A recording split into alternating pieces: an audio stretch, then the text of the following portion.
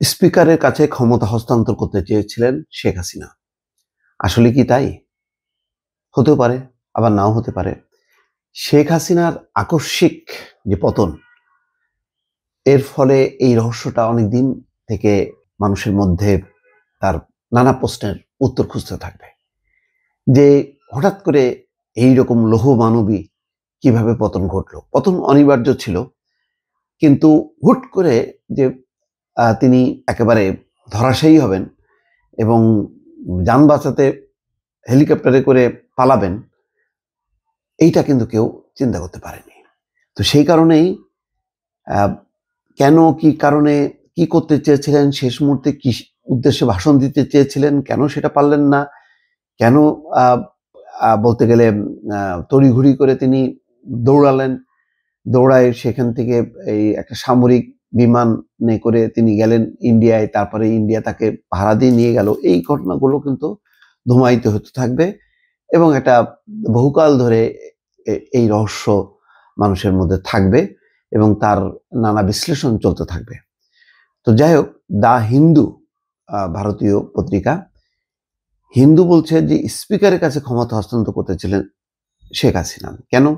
এখানে বলা হচ্ছে যে ক্ষমতাচ্যুত প্রধানমন্ত্রী শেখ হাসিনা গত আগস্টের প্রথম দিকে সংসদের স্পিকার শিরীন শারমিন চৌধুরীর কাছে ক্ষমতা হস্তান্তরের পরিকল্পনা করেছিলেন। সামরিক বাহিনীর উপস্থিতি স্থিতিশীল করার জন্য লকডাউন নিশ্চিত করছিল, যাতে ক্ষমতা হস্তান্তর করা যায়। অর্থাৎ সামরিক বাহিনীর উপস্থিতিতে একটা লকডাউন তৈরি করে তিনি ক্ষমতা হস্তান্তর করবেন। আসলে উনি যদি একটু টের পাইতেন যেন লকডাউন করলে পরিস্থিতি নিয়ন্ত্রণে, তাহলে কি ক্ষমতা ছাড়তেন? আর যাই হোক না কেন, আমি এটা বিশ্বাস করি না।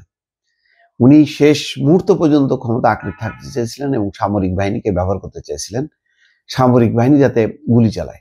কিন্তু সামরিক বাহিনী অস্বীকার করার কারণে সেটা পারেনি এবং তিনিও আর টিকতে পারলেন না।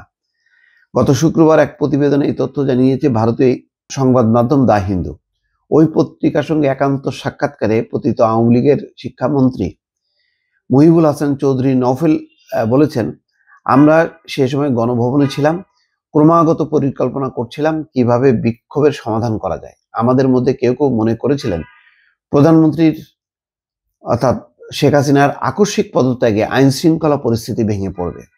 সেই কারণেই লকডাউনের পরিকল্পনা করা হয়েছিল।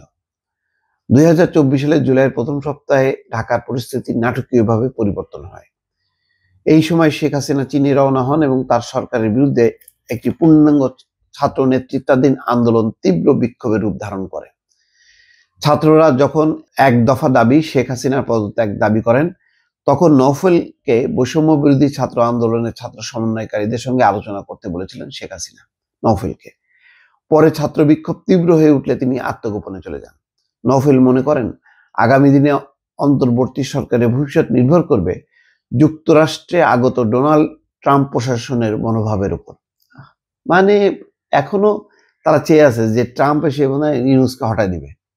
নওফেল বলেন, ডক্টর মোহাম্মদ ইউনূস হিলারি ক্লিন্টনের আগামী প্রেসিডেন্ট নির্বাচনী প্রচারণায় বিনিয়োগ করেছিলেন। আমি নিশ্চিত 20 জানুয়ারি ট্রাম্পের শপথ নেওয়ার পরে অন্তর্বর্তী সরকারের জন্য কিছু প্রতিক্রিয়া হবে। ডক্টর ইউনূসের নেতৃত্বাধীন অন্তর্বর্তী সরকার আইন শৃঙ্খলা রক্ষায় ব্যর্থ হয়েছে অভিযোগ করে বলেন, বাংলাদেশের নিরাপত্তা পরিস্থিতিকে অন্যান্য সংঘাতপূর্ণ অঞ্চল, বিশেষ করে পশ্চিম এশিয়ার ঘটনাবলী থেকে বিচ্ছিন্নভাবে দেখা উচিত নয়। বাংলাদেশে গত 5 মাসে আইন শৃঙ্খলা পরিস্থিতির উন্নতি না হয় অর্থনীতি ও শিল্পে অস্থিরতা বেড়েছে বলে অভিযোগ করেন নওফেল। তিনি বলেন, অন্তর্বর্তী সরকারের সংবিধানের মৌলিক পরিবর্তন আনার কোনো এখতিয়ার নেই, বাংলাদেশের আদর্শিক গতিপথ নির্ধারণেরও এখতিয়ার নেই। অনেক এখতিয়ার নেই, কিন্তু শেখ হাসিনারও ক্ষমতায় আসার কোনো এখতিয়ার নেই, কোনো অধিকার নেই। যার হাতে এত রক্ত, এই রক্তমাখা হাত নিয়ে, শরীর নিয়ে বাংলাদেশে তার ফেরা, বাংলাদেশে ক্ষমতায় অধিষ্ঠিত হওয়ার কোনো স্বপ্ন আপাতত তার দেখা উচিত নয়। দর্শক ভালো থাকবেন, আল্লাহ হাফেজ।